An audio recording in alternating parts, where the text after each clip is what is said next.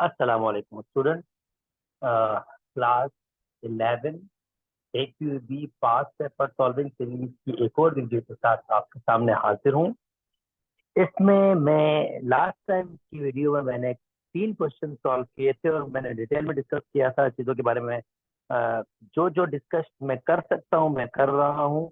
मेरी कोशिश है कि शुरू के पेपर्स में मैक्सिमम डिस्कशन करूँ, फिर बाद में हम क्योंकि ऑलरेडी डिस्कस कर चुके होंगे चीज़ों को, तो फिर हमें डिफिकल्टी नहीं होगी, हम डायरेक्टली स्मूथली वर्कआउट कर सकेंगे इसमें। चले आइए अब इस क्वेश्चन को सॉल्व करते हैं। भाई साहब कहता है कि यार ज्योमेट्रिक मीन इंसर्ट करें बिटवीन 4 एंड 12।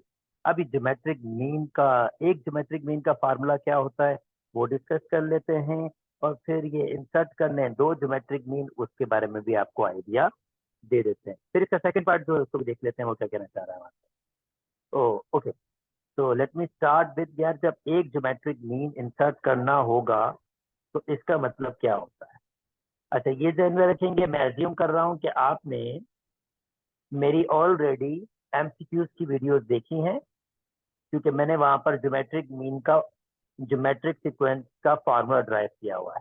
तो मैंने आपको बताया था कि ज्योमेट्रिक सीक्वेंस के जो नंबर होते हैं वो होते हैं A R square, A R cube, A R power 4। तो मैं ये ऑलरेडी वहां पर आपको बता चुका हूँ कि ज्योमेट्रिकल जो सीक्वेंस होते हैं उसके क्रम की इस किस्म की फॉर्मेशन होती है।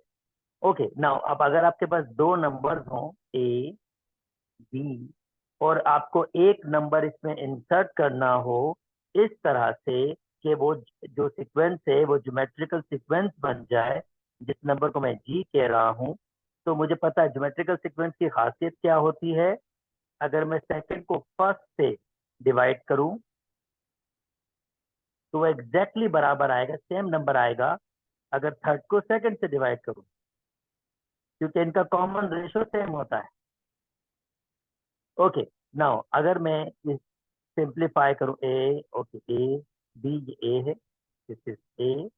ओके, अगर मैं क्रॉस मल्टीप्लाई करूं तो मेरे पास हो जाएगा जी स्क्वायर बराबर हो जाएगा मेरे पास ए बी के, और जी आपके पास बराबर हो जाएगा plus minus radical a b, और ये मेरा एक मीन निकालने का फार्मूला आपके पास हो जाएगा। ओके नाउ, अगर अब मुझे 2 मीन इंसर्ट करने, जैसे ये क्वेश्चन सॉल्व करते हैं, तो अगर मुझे 2 मीन इंसर्ट करने हैं तो this is not a difficult task, this is also very easy one. अब की बार मैं इसको दे दूंगा G1 और G2 का नाम दे दूंगा। मुझे पता होता है ये ए है, ये मेरा ए आर होगा, ये ए आर स्क्वायर है, और ये मेरे पास क्या होगा, A R Q. This is my A R Q. तो अब मुझे क्या करना है, मैंने आपके पास G1 G2 की वैल्यू बनानी है, ए आर चाहिए, ए मिला हुआ ऑलरेडी, यानी ए मेरे पास मौजूद है, ए मेरे पास बराबर है, दिस इज माई ए मेरे पास बराबर है 4 के। और सिमिलरली मेरे पास अगर मैं कहूँ 32 मुझे मिल जाएगा, 32 मेरे पास बराबर है ए आर क्यूब के, क्योंकि आपके रिस्पॉन्डिंग टर्म है वो आपके पास फोर्थ टर्म है। फोर्थ टर्म मतलब ए आर क्यूब, मैं अपनी पहली वीडियोस में समझा चुका हूँ, शुरू के 3 वीडियोस में आप जरूर देखें, उसमें आपको आइडिया आएगा। 32 इज इक्वल टू ए की वैल्यू हमारे पास है 4 आर क्यूब, और अगर मैं इसको डिवाइड करना चाहूंगा तो ये 1 टाइम और ये 8 टाइम्स हो जाएगा, यानी r cube is equal to 8। और अगर मुझे आर की वैल्यू निकालनी है तो मुझे क्या करना पड़ेगा, obviously r cube is equal to 8 basically क्या है, आपके पास एक इक्वेशन बनी है, और हम जानते हैं जितने पावर होते हैं उतनी उसकी वैल्यूज होती है। जब मैं इसको सिंप्लीफाई करूंगा बच्चा, तो इसका मतलब इसके 3 आंसर्स आने, मगर वो जो 2 आंसर्स हैं वो कॉम्प्लेक्स नंबर आएंगे। I hope cube root of unity आप प्रीवियसली करके आ चुके हैं, यानी आप कुछ इस तरह से करोगे, R cube minus 8 is equal to 0, और ये एक होगा A minus B whole cube, यानी ये होगा A minus B A square plus A B plus B square, that mean 4 का स्क्वायर इज इक्वल टू 0। जब हम इसको सॉल्व कर रहे होंगे इन दो को, तो एक होगा r minus 2 is equal to 0, तो वो होगा r इज इक्वल टू 2। और जब मैं इसको सॉल्व करूंगा तो इसका आंसर मेरा कॉम्प्लेक्स नंबर में आएगा, इसी वजह से मैं इसको इग्नोर कर रहा हूँ। यानी इसके 3 आंसर्स में मेरे पास जो रियल आंसर है वो ये वाला है। उम्मीद करता हूँ इसको आप क्वाड्रेटिक से सॉल्व खुद से कर सकते हैं और वेरीफाई कर सकते हैं कि इसका जो आंसर आ रहा है वो कॉम्प्लेक्स आ रहा है। इसलिए हम r की वैल्यू खाली 2 लेंगे। और अगर जब r की वैल्यू आपको मिल गई है तो इसका मतलब आपको g1 यानी ar फाइंड करना है। तो G1 आपके पास बराबर होगा, A की वैल्यू 4 है, R की वैल्यू 2 है, इसका मतलब ये हो जाएगा मेरे पास 8। और G2 अगर आपको चाहिए तो वो AR स्क्वायर, A की वैल्यू 4 है, R की वैल्यू 2 है स्क्वायर, दैट मीन्स ये आपके पास 16 के बराबर हो जाएगा। उम्मीद करता हूँ आपको सारा कॉन्सेप्ट क्लियर हो गया होगा। किस तरह से मीन निकालते हैं, 3 मीन्स होंगे, 3 का भी तरीका यही होगा, 4 मीन्स होंगे, 4 का तरीका भी यही होगा। यानी मीन्स आपके पास जो हैं उनको निकालने का तरीका यही है। चलें जी, नेक्स्ट मूव करते हैं, नेक्स्ट क्वेश्चन देख लेते हैं हमारे पास क्या है। Find the sum of n terms of a series whose n term is, अब ये n टर्म ये दिया हुआ है और मुझे इसका सम फाइंड करना है। ओके, अगर मैं नोटिस करूं तो इसमें मेरे पास जो कॉमन है, या देखिए सीरीज के फार्मूले में आपके पास अब समीशन की फॉर्मेशन दी गई है। समीशन किस तरह से बना था वो तो चलो एक टेक्निकल प्रोसेस है, या चले हम आपको थोड़ा सा उसकी अंडरस्टैंडिंग करवा देते हैं। एक आपके पास फार्मूला छोटा सा यूज किया गया है।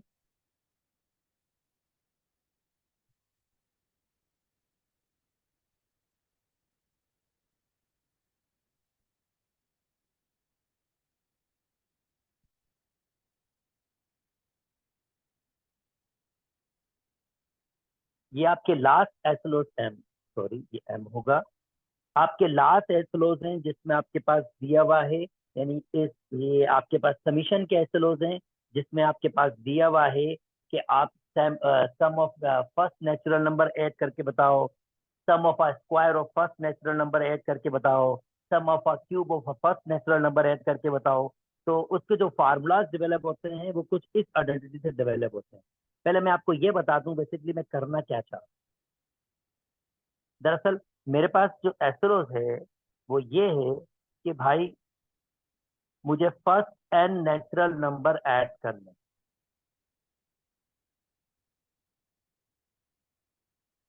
एन टर्म तक ऐड करने।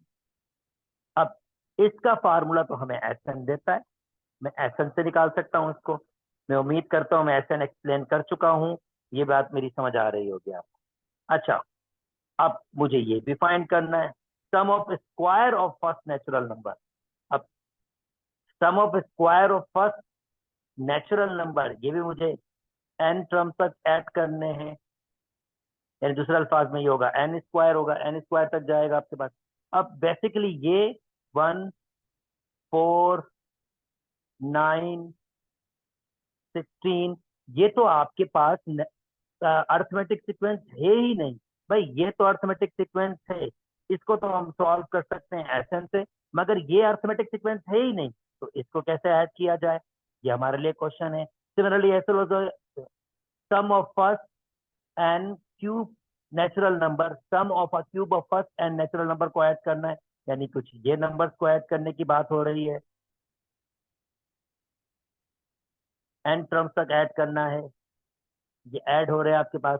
अब इसको ऐड, अब ये नंबर क्या है 1 प्लस 8 प्लस 27 स्टिल, अब ये सीक्वेंस भी आपके पास अर्थमेटिक नहीं है क्योंकि कॉमन डिफरेंस सेम नहीं है, ना ही ये ज्योमेट्रिक है आपके पास। तो अब इसके लिए भी मसला है, इसकी भी कोई जनरल टर्म का फार्मूला हमारे पास नहीं है, तो हम कैसे ऐड करेंगे, तो this is also a question mark. तो फिर इन चीजों को, अब ये तो चलो ऐड की जा सकती है, इन चीजों को ऐड करने के लिए एक छोटी सी आइडेंटिटी यूज की जाती है। ये आइडेंटिटी कैसे यूज होती है ये मैं आपको एक्सप्लेन करता हूँ, पर मैंने आपको जैसे इसका बैकग्राउंड दिखाया है।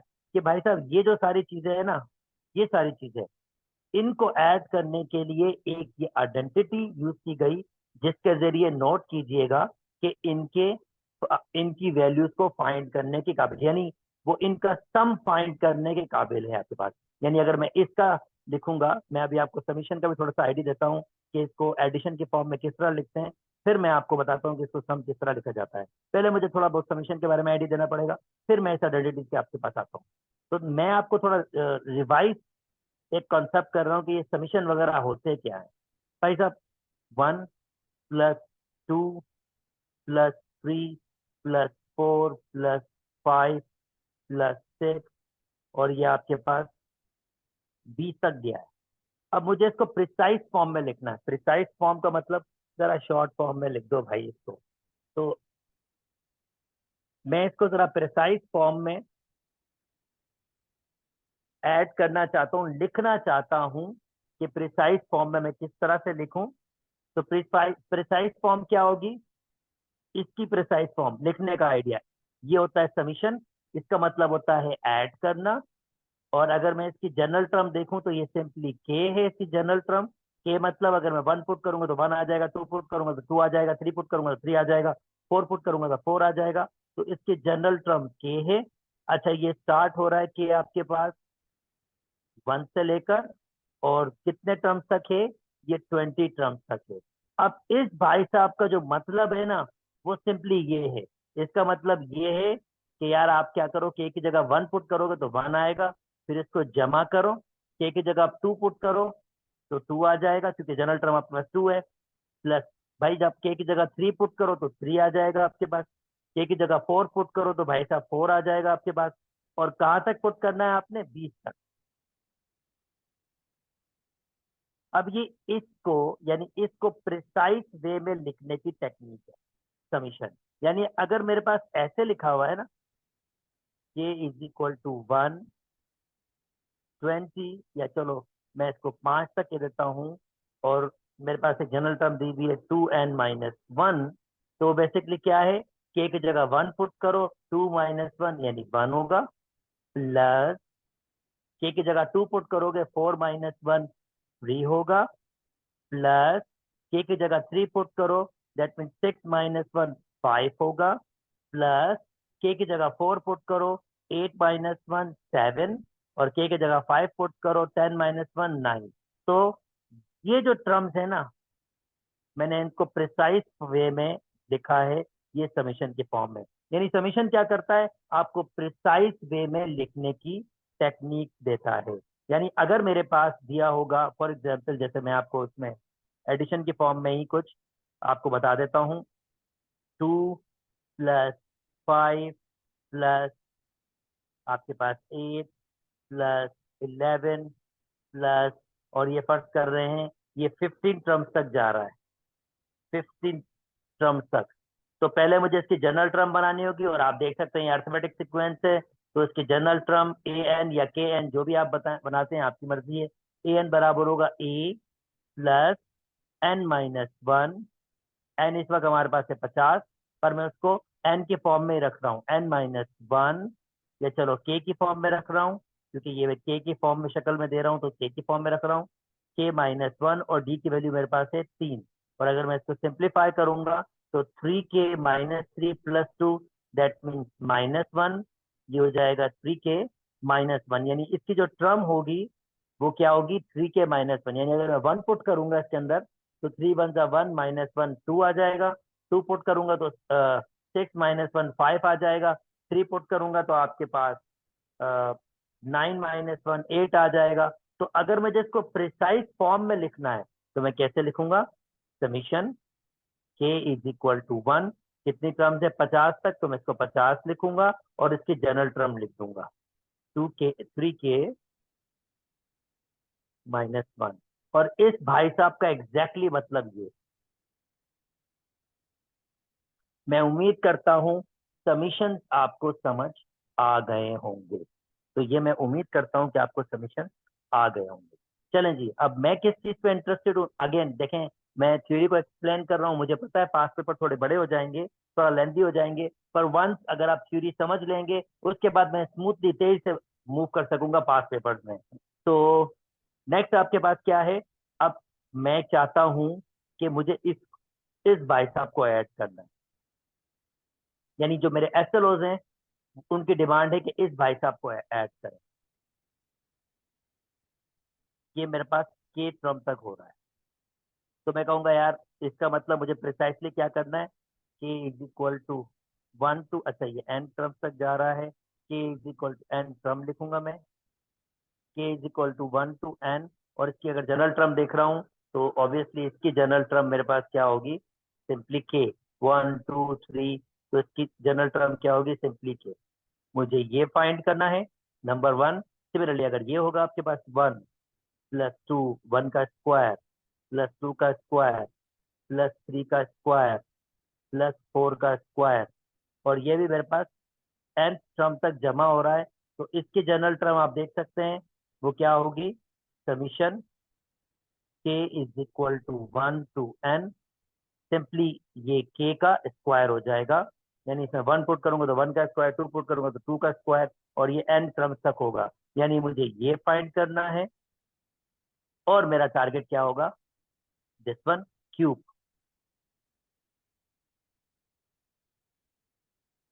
क्यूब होगा ये, और इसको भी एन टर्म तक जमा करना है मैंने। और इसको प्रिसाइज वे में अगर मैं लिखूंगा तो वो प्रिसाइज वे क्या होगा, k is equal to 1 to n, n, और ये हो जाएगा के क्यूब। और मुझे ये भी फाइंड करना है, यानी इस भाई साहब का मतलब बेसिकली ये है। तो मैं ये तीन चीजों को फाइंड करना चाहता हूँ, और फिर मैं फाइनली जो मेरा टारगेट, मैं ये फाइंड करना चाहता हूँ, और फाइनली जो मेरा टारगेट है, ये तीनों चीजें जो मुझे मिलेंगी वो एक छोटी सी आइडेंटिटी से मिलेंगी। K is equal to 1 to n, 1 to m n, k m -k -1 m, और ये भाई साहब बराबर होता है आपके पास n पावर m के। अच्छा, ये वेरिफिकेशन ये क्यों बराबर होता है ये मैं किसी और वीडियो में डिस्कस कर लूंगा। अभी डिस्कस करूंगा तो मेरी वीडियो बहुत बहुत बहुत लंबी हो जाएगी। तो मैं इस आइडेंटिटी को लेके चलता हूँ कि ये मेरे पास बराबर है, इससे मैं जो मेरे मेन एस्लोस कवर हो रहे हैं उसको मैं कंप्लीट करता हूँ। तो मैं इसमें कह रहा हूँ कि ये भाई साहब बराबर है, तो मैं m की जगह 1 पुट कर रहा हूँ। तो यहाँ अगर मैं m की जगह 1 पुट करूंगा तो k is equal to 1 to n, k 1 -k-1 power 1, और ये हो जाएगा n पावर 1 के। अगर मैं इसको सिंप्लीफाई करूंगा तो ये कैंसिल हो जाएगा। इसका मतलब summation k is equal to 1 to n, only 1 बचेगा, माइनस माइनस प्लस हो जाएगा, इज इक्वल टू n। यानी कि ये भाई साहब अगर summation k is equal to 1 to n 1 लिखा हो तो वो n के बराबर होता है, और भाई होता है ना।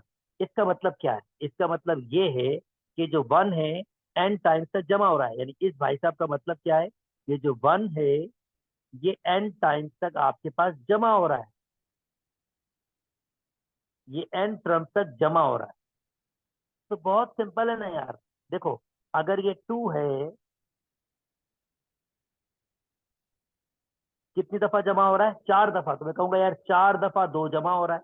ये भी लिखने का टेक्निक है ना इसकी, 4 दफा 2 जमा हो रहा है। अब ये 1 कितनी दफा जमा हो रहा है, m दफा, तो मैं लिखूंगा ये 1 जमा हो रहा है n दफा, तो इसका आंसर n हो जाएगा। तो ये भी तो यही बोल रहा है ना, k is equal to 1 to n 1, यानी 1 n दफा जमा हो रहा है तो उसका आंसर n होगा। बिल्कुल को होगा, ये आइडेंटिटी बिल्कुल आंसर सही दे रही है। चलें जी, ये तो मैंने पहली आपके पास फॉर्मेशन बनाई। नाउ दूसरी आपके पास, दूसरी मैं बना लेता हूँ। चलो जी, मुझे इसको मिटा देता हूँ। अब की जगह मैं के की वैल्यू 2, m की वैल्यू 2 पुट करूँ, और देखते हैं क्या बनती है।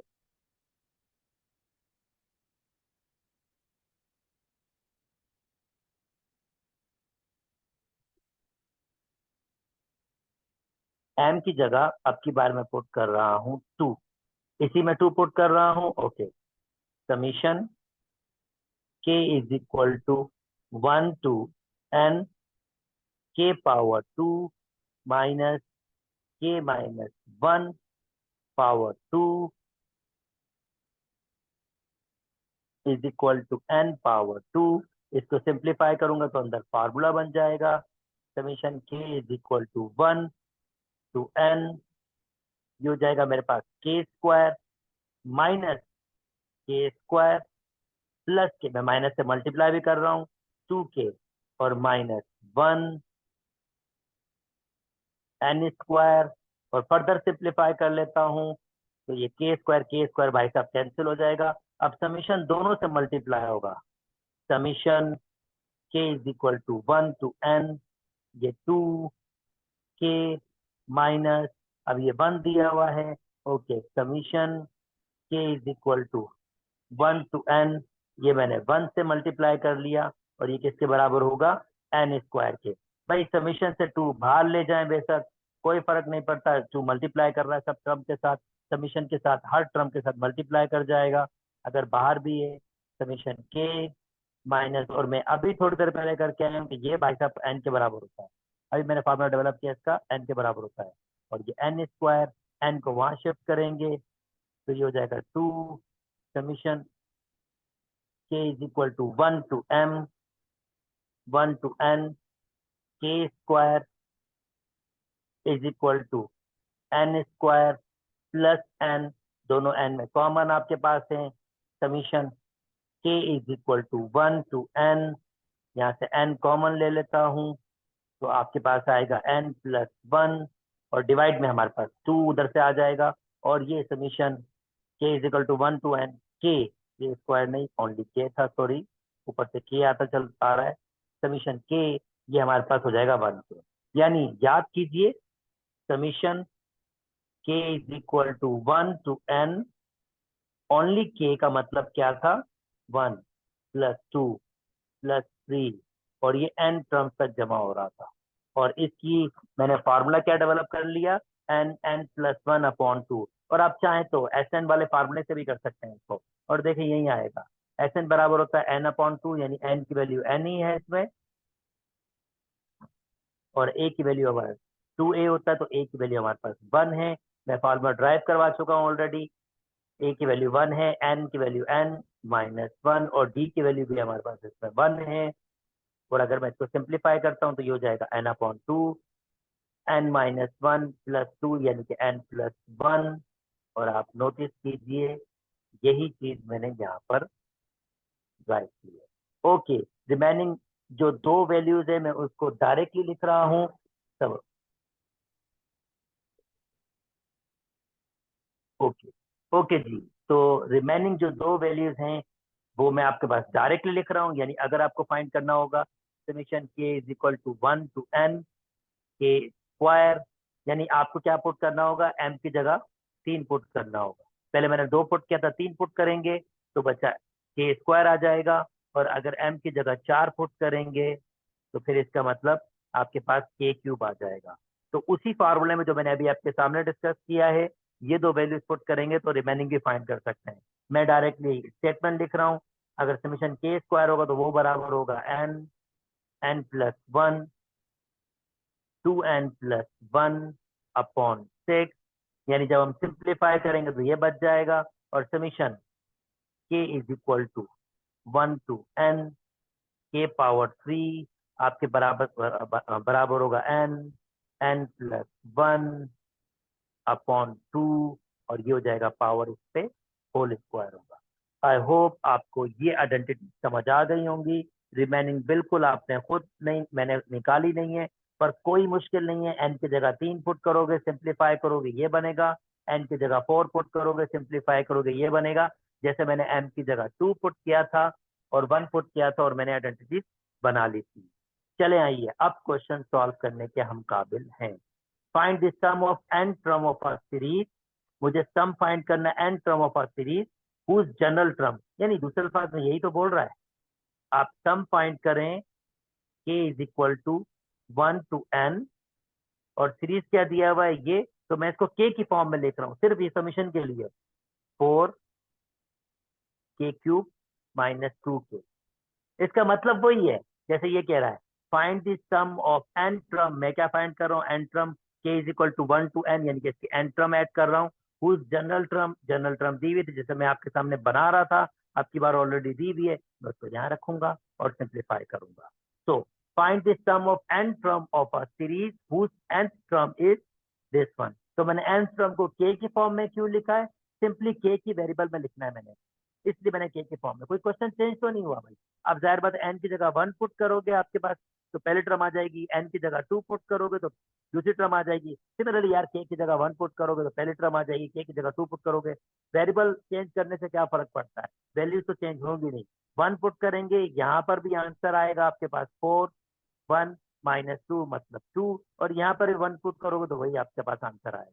तो this is not a difficult. हाँ, समीशन क्यों लगाया, क्योंकि मैं इनको जमा करना है, तो इसलिए मैंने समीशन लगाया। अच्छा जी, 4 बाहर आ जाएगा, summation k is equal to 1 to n k³ -2 बाहर आ जाएगा, summation k is equal to 1 to n k, और दोनों के आंसर मैंने बताए हैं। इसका आंसर होता है n+1/2 होल स्क्वायर, और इसका मैंने आंसर बताया है आपके पास n+1/2। तो डेफिनेटली इसमें n+1/2 कॉमन है, चलें जी, बल्कि ये 4 से 4 कैंसिल हो जाएगा क्योंकि स्क्वायर आएगा, तो ये कैंसिल हो जाएगा आपके पास 4 से 4। इसमें n+1 होल स्क्वायर है, इस 2 से 2 कैंसिल हो रहा है, इसमें भी n+1 होल स्क्वायर है, तो एक दफा वो कॉमन ले सकता हूँ दोनों के पास, n+1, यहाँ पर रिमेनिंग एक दफा बच जाएगा n+1, और यहाँ पर कंप्लीट कॉमन होगा तो फिर 1 आ जाएगा, और इसको चाहे तो फिर ऐसे ही रख लें, चाहे तो सिंप्लीफाई कर लें, आपकी मर्जी है। ये फाइनल आंसर होगा। उम्मीद करता हूँ आपको समीशन बात समझ आई होगी, जिसकी बेसिस पर जिसकी बेसिस पर अब आप नेक्स्ट क्वेश्चन भी सॉल्व किया करेंगे। ठीक है, अब मैं एज अ रेफरेंस रखूंगा इसको, जब मैं अगली वीडियोस करूंगा तो मैं आपको ये इस वीडियो का रेफरेंस दूंगा, और मैं कहूंगा यार देखो भाई मैंने यहाँ पर ऑलरेडी वेरीफाई किया था, रखा ये कैसे होता है। ओके, चले जी, नेक्स्ट कॉन्सेप्ट आपके पास ये sequence and series permutation combination है, one of the best concept, बहुत मजा आता है इसको सॉल्व करने में। चले आए मेरे साथ, आप भी इस चीज को एंजॉय करें, मैं आपको कोशिश करूंगा थोड़े बहुत इसके आइडियाज डेवलप करने की कि ये क्या होता है। ओके, हाउ मेनी, मैं क्वेश्चन डायरेक्टली सॉल्व कर रहा हूँ, बीच में ही कॉन्सेप्ट देने की कोशिश करूंगा, I try my level best कि आपको एक्सप्लेन कर सकूं। How many 4 letter password can be form from a letter from a word computer. यार भाई साहब किसी ने पासवर्ड बनाना है इन अल्फाबेट से, तो वो 4 लेटर पासवर्ड होना चाहिए, 4 लेटर। अब वो 4 लेटर होना चाहिए, when each letter is use one, यानी कि बस एक दफा ही लेटर यूज होना चाहिए, यानी हो सकता है COM यू किसी ने यूज करके एक पासवर्ड बनाया हो सकता है CMOU यूज किया हो सकता है आपके पास UMO यूज किया हो, और इसके जितने भी आपकी चेंजिंग कर सकते हैं वो यूज किया हो आपके पास। ठीक है, खाली ये नहीं, शुरू के 4 नहीं, अगले अल्फाबेट भी हम इस तरह से इसको यूज कर सकते हैं। पर आप नोटिस करें, चलो इसको छोटे से एग्जाम्पल से बनाता हूँ। फर्ज करते हैं 3 वर्ड हैं, ताकि मैं पूरे बना लूँ आपको, इसका छोटा वर्जन दिखाता हूँ। फर्ज करते हैं 3 वर्ड है और आपको 2 लेटर वाला वर्ड बनाना है, तो वो कौन कौन से बन सकते हैं, हो सकता है CO बने, हो सकता है आपके पास OC बने, हो सकता है आपके पास OM बने, हो सकता है आपके पास MO बने, और हो सकता है आपके पास CM बने, और हो सकता है आपके पास MC बने। तो ये 6 आपके पास बनेंगे, और इसका शॉर्टकट भी है हमारे पास। अब वो शॉर्टकट क्या है कि अगर आपको इतने सारे नहीं बनाने, तो आप जैसे एक आइडिया दे सकते हो, ये पहली जगह इन तीन नंबरों में से कुछ भी फिल हो सकता है। आप नोटिस कर सकते हो, सी भी आया है यहाँ पर, ओ भी आया है, एम भी आया है। तो ये पहली जगह किसी तीन बेस से फिल हो सकती है। अब ये दूसरी जगह, जब पहली जगह एक नंबर से फिल हो जाएगी और उसने कहा है कि एक दफा ही यूज होने चाहिए, यानी वो डिजिट वापस यूज नहीं हो सकता, तो दूसरी जगह जब कोई तीनों में से कोई एक यहाँ पर ले लेगा तो दूसरी जगह दो वे से फिल होगी। और अगर मैं इन दोनों को मल्टीप्लाई कर दूं, 3 × 2, तो आंसर आपके पास क्या आ जाएगा? 6। और आप देख सकते हैं कितने एलिमेंट्स बने थे हमारे पास, 6। और उसका शॉर्टकट भाई, इसमें 6 बेस के पासवर्ड आपके पास बन सकते हैं, और वो नेमली पासवर्ड कौन से होंगे, ये होंगे। अब इसी का बड़ा वर्जन देखते हैं, कितने एलिमेंट, 1, 2, 3, 4, 5, 6, 7, 8, और सारे के सारे डिफरेंट हैं। दोस्तों ये ध्यान में रखेंगे, ये सारे के सारे डिफरेंट है। अगर ये डिफरेंट नहीं होंगे तो कॉन्सेप्ट चेंज हो जाएगा। ऑब्वियसली वो क्वेश्चन आएंगे तो उनका कॉन्सेप्ट भी डेवलप करूंगा। अभी मैंने आपको ये वाला कॉन्सेप्ट डेवलप किया। अब इसी थ्योरी को समझते हैं। और क्योंकि 4 डिजिट वाला पासवर्ड बनाना है, 4 वर्ड वाला पासवर्ड बनाना है, तो 4 वर्ड लिख देते हैं, 1, 2, 3, 4, 5, 6, 7, 8। तो 8 अल्फाबेट में से कोई भी अल्फाबेट यहाँ फिल हो सकता है। और जब एक अल्फाबेट यहाँ फिल हो जाएगा तो ये अब 7 अल्फाबेट यहाँ कोई से भी फिल हो सकते हैं। फिर यहाँ पर 6 अल्फाबेट कोई भी फिल हो सकते हैं। और यहाँ पर 5 अल्फाबेट कोई भी फिल हो सकते हैं। तो इसका मतलब इसका आंसर आ जाएगा 8 × 7 × 6 × 5। और अगर मैं इसको मल्टीप्लाई कर लूंगा तो मुझे टोटल नंबर ऑफ पासवर्ड मिल जाएंगे। अब टोटल नंबर ऑफ पासवर्ड हमारे पास क्या होंगे? 8, 8 × 7 × 6 × 5, और ये हमारे पास होंगे 1680। यानी 1680 पासवर्ड हमारे पास बन सकते हैं इन लेटर से। ऑब्वियसली मैंने छोटा वर्जन आपको दिखाया था, ये इसका बड़ा वर्जन है। 1680 आपके पास पासवर्ड बन सकते हैं। मैं उम्मीद करता हूं दोस्तों मेरी बात समझ आई होगी। अच्छा जी, इसी का second version, find the number of password when all letters use at a one time and each letter use one. यानी कि भाई अब 8 के 8 वाले डिजिट वाला पासवर्ड बनाना है। 1, 2, 3, 4, 5, 6, 7, 8। तो वही वाली बात, ये 8 वे से फिल हो सकता है, ये 7 वे से, ये 6 वे से, ये 5 वे से, ये 4 वे से, ये 3 वे से, ये 2 वे से, और ये 1 वे से। और जनाब, थोड़ा बहुत मैंने आइडिया दिया था फैक्टोरियल का एमसीक्यूज में। अगर ये रिवर्स गिनती हो तो ये बेसिकली 8 फैक्टोरियल के बराबर होता है। और 8 फैक्टोरियल आप कैलकुलेटर से निकाल सकते हो कि वो किसके बराबर होता है। अच्छा, यहाँ मैं परमोटेशन कॉम्बिनेशन के आइडियाज डेवलप करने की कोशिश करूंगा।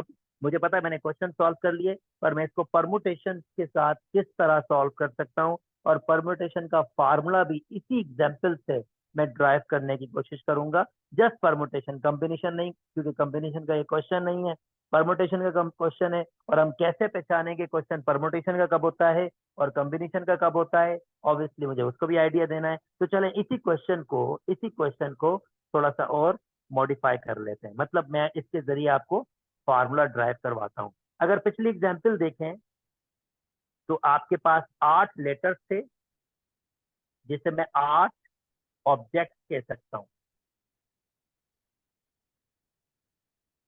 और उसको 4 वे से फिल किया जा सकता था, 4 वे से, क्योंकि इसने चार चार वर्ड वाला पासवर्ड कहा था, तो उसको 4 वे से, यानी आपके पास ऑब्जेक्ट, 8 ऑब्जेक्ट को, उसमें से कोई भी 4 को अरेंज करके बेस हमने बनाने थे, तो उसको 4 वे से किया जा सकता था। ये क्वेश्चन की डिमांड थी। तो मैंने कहा था भाई 8 फैक्टोरियल, 7 फैक्टोरियल, 6 फैक्टोरियल, 5 फैक्टोरियल आपके पास, सॉरी, 8, 7, 6, 5 आपके पास। तो मैं इसको कुछ इस फॉर्म में भी लिख सकता हूं। मैं इसमें खुद से 4 फैक्टोरियल दे रहा हूं और नीचे भी 4 फैक्टोरियल दे रहा हूं। तो इसका मतलब ये भाई साहब पूरा कंप्लीट हो जाएगा 8 फैक्टोरियल, और ये हो जाएगा 4 फैक्टोरियल। और छोटी सी जो चीज मैं आपको आइडेंटिफाई करवाना चाह रहा हूँ, 8 ऑब्जेक्ट हैं, और अगर 8 में से 4 माइनस करूं तो ये आपके पास 4 फैक्टोरियल के ही बराबर होगा। तो परमुटेशन का फार्मूला जनरेट होता है ये। परमुटेशन कब यूज होता है? जब हम चीजों को अरेंज कर रहे होते हैं। परमुटेशन का मतलब होता है अरेंजमेंट। कॉम्बिनेशन का मतलब होता है सिलेक्शन। कॉम्बिनेशन को मैं तफसील से आगे बात करूंगा अगर कोई क्वेश्चन आएगा। ये अरेंजमेंट का क्यों है? क्योंकि इसमें ऑर्डर डिफाइंड है। इसमें अगर आप कोई भी पासवर्ड बनाएंगे, जैसे आपने एफ पहले लिखा, तो फिर आप क्या लिख रहे हो? जैसे सॉरी, आपने सी पहले लिखा तो आपने सी को पहला नंबर दिया है, फिर आप ओ को दे रहे हो, फिर आप एम को दे रहे हो, और फिर आप सी को दे रहे हो। तो एक डिफाइंड ऑर्डर में लिखा हुआ है ये। यानी इसमें सी पहली पोजीशन है, ओ दूसरी पोजीशन है, एम तीसरी पोजीशन है, और पी चौथी पोजीशन है। मगर अगर कॉम्बिनेशन होता जिसमें सिलेक्शन की बात कर रहे हैं, तो आपके पास यहाँ पोजीशन मैटर नहीं करती। अब मैटर नहीं करती का मतलब क्या है? फॉर एग्जाम्पल, अगर मैंने ओ को पहले दिया, ई को बाद में दिया, एम को तीसरा दिया, और पी को दिया, तो देखें स्टिल मैं एलिमेंट के ऑर्डर की अहमियत दे रहा हूँ। भाई ओ पहले है, सी दूसरे पे है, एम तीसरे पे है, और पी चौथे पर। मगर कॉम्बिनेशन में ऐसा नहीं होता, उसमें ऑर्डर डिपेंड नहीं करता।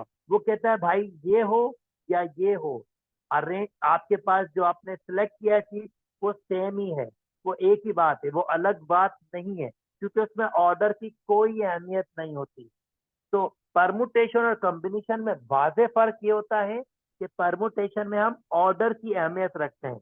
जब मैं ये पासवर्ड बनाऊंगा ना, तो मैं यहाँ पर ऑर्डर की अहमियत रखूंगा। मुझे पहले क्या रखना है और बाद में क्या रखना है, ये अहमियत होगी। ऑब्वियसली यार, अगर मुझे सी ओ एम पी मैंने पासवर्ड रखा है, तो आप जानते हैं ये पासवर्ड सिर्फ और सिर्फ सी ओ एम पी से खुलेगा आपके पास। अगर मैंने ओ सी एम पी रखा तो ये पासवर्ड नहीं खुलेगा, क्योंकि मेरा पासवर्ड क्या है, ये है। हाँ, अगर मैंने ओ सी एम पी पासवर्ड बनाया होगा तो वो उससे खुलेगा। यानी कि इसकी हर अरेंजमेंट एक स्पेसिफिक ऑर्डर रखेगी। अगर वो ऑर्डर रखेगी तो ये हमारे पास परमुटेशन होगी। कॉम्बिनेशन में ऑर्डर की कोई अहमियत नहीं होती।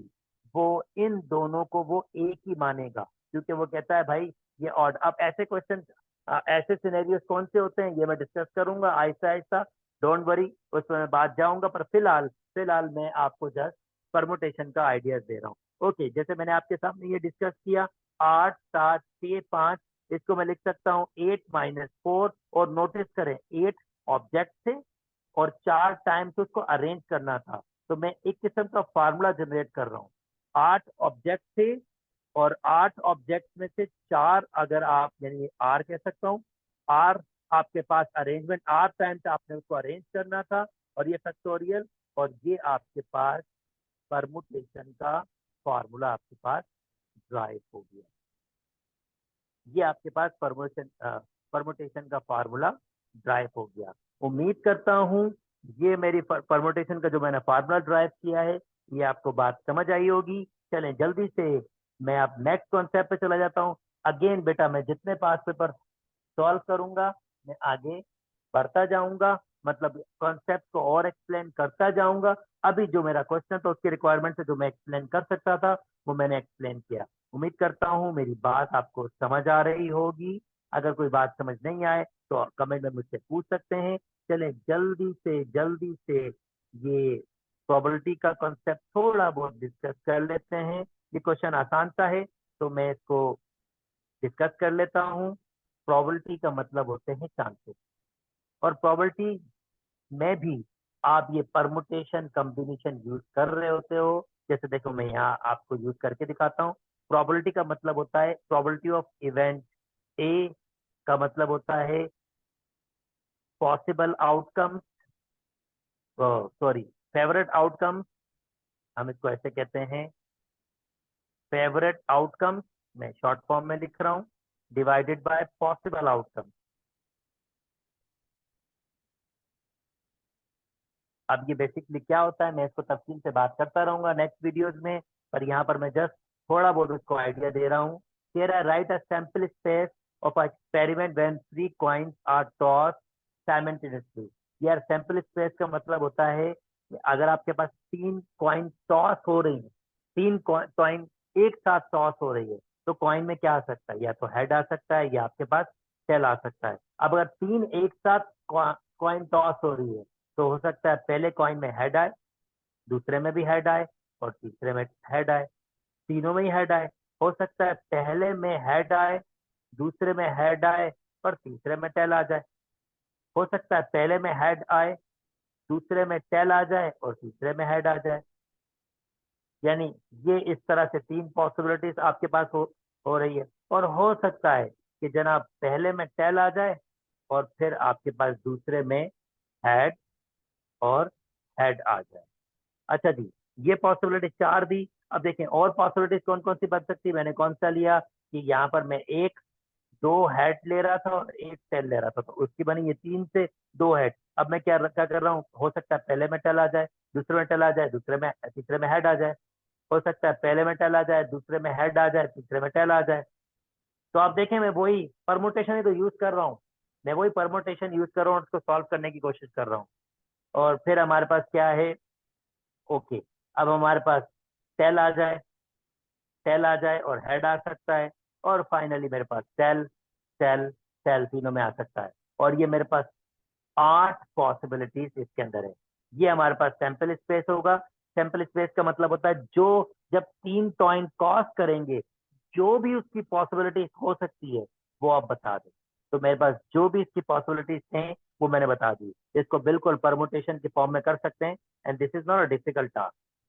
देखिए जनाब, हेड और टेल के दो चांसेस हैं, तो इसका मतलब पहली जगह दो वे से फिल हो सकती है, और भाई दूसरा भी कॉइन जो टॉस हो रहा है वो भी दो वे से फिल हो सकता है, क्योंकि भाई अलग कॉइन है ना। और तीसरा कॉइन भी टॉस हो सकता है, दो वे से फिल हो सकता है, हेड और टेल। और अगर इसको मैं मल्टीप्लाई करूंगा, देखिए आंसर क्या आ रहा है आपके पास, 8 आ रहा है। अच्छा जी, अब जल्दी से प्रोबेबिलिटी के आंसर देते हैं। अब ये फेवरेट आउटकम की डिस्कशन है। And find the probability of a event getting at most two head. ज्यादा से ज्यादा टू हेड्स हो। अब ज्यादा टू हेड्स कौन से हैं? ये टू हेड्स है, यानी ज्यादा से ज्यादा टू हेड का मतलब है एक हेड भी हो सकता है और कोई भी हेड नहीं हो सकता।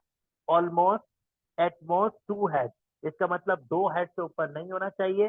तो भाई दो हेड से ऊपर नहीं होना चाहिए, एक ये हो सकता है, दूसरा ये हो सकता है, तीसरा ये हो सकता है, उसमें तो एक हेड है, ये भी हो सकता है। ऑलमोस्ट टू हेड का मतलब है कि ज्यादा ज्यादा दो हेड हो सकते हैं, एक हेड भी हो सकता है।